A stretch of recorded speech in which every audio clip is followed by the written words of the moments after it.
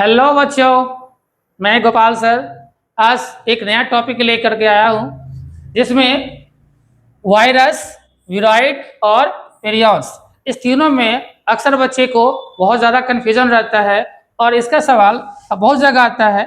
NEET में भी paper देखने को मिला इसका उस क्वेश्चन, और आपको जो है बोर्ड पेपर्स में भी मिल जाता है, इवन 9th क्लास के अंदर भी दे रखा है।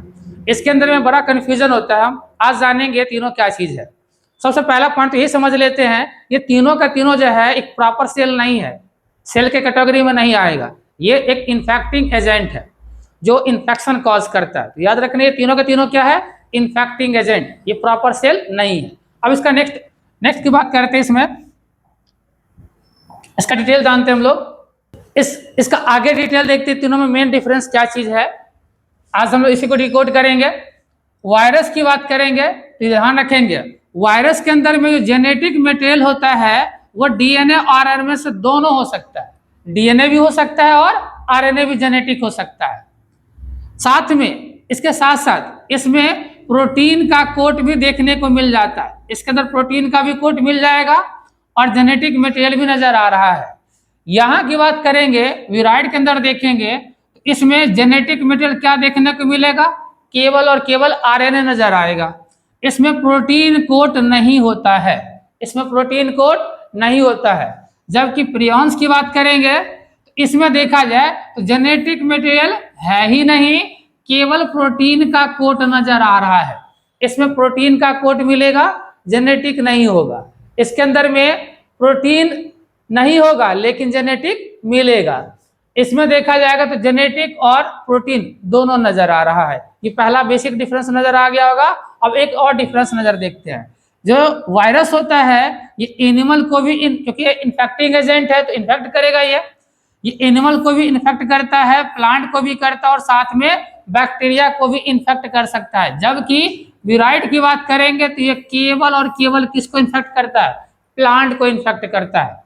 अब इसकी बात करते हैं, प्रियॉन्स की बात करते हैं तो ये एनिमल्स और ह्यूमंस, एनिमल्स को भी और ह्यूमंस को भी, दोनों को ये क्या कर सकता है, इन्फेक्ट कर सकता है। ये डिफरेंस नजर आ गया होगा। अब वायरस में देखेंगे तो बहुत सारा आता है। जैसे कि वायरस की बात करेंगे, इन्फ्लुएंजा वायरस, HIV वायरस, कोविड-19, ये सब जो है वायरस से होने वाली समस्या। ये प्लांट में मिलता है। तो जैसे लिखा है पोटैटो स्पिंडल ट्यूबर्स, जो पोटैटो को खराब करता है। इधर देखा जाएगा, इसका पॉइंट याद करें, पॉइंट इसमें देखेंगे प्रियॉन्स के अंदर में, ये छोटे बच्चे के अंदर में किसी रेयर केस है, ये हमेशा नहीं देखने को मिलता है, कभी कभार छोटे बच्चे के अंदर में देखा जाए तो ब्रेन का डिजीज कॉज कर सकता है, जिसको CJD बोलते हैं।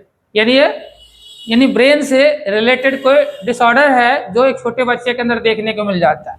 नीचे लिस्ट देख लेते हैं। अब ये याद ऊपर हो गया होगा सबको, नीचे एक बार दोबारा रिमाइंड कर लो। वायरस के अंदर में जेनेटिक DNA और RNA दोनों हो सकता है। विराइड के अंदर में केवल RNA होगा और प्रियॉन के अंदर में ये होगा ही नहीं।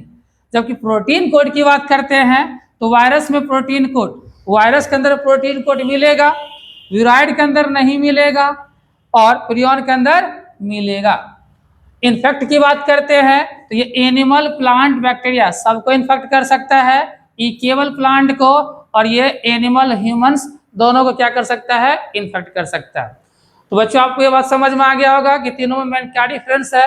नेक्स्ट क्लास में कुछ और नए टॉपिक लेके आएंगे। Thank you.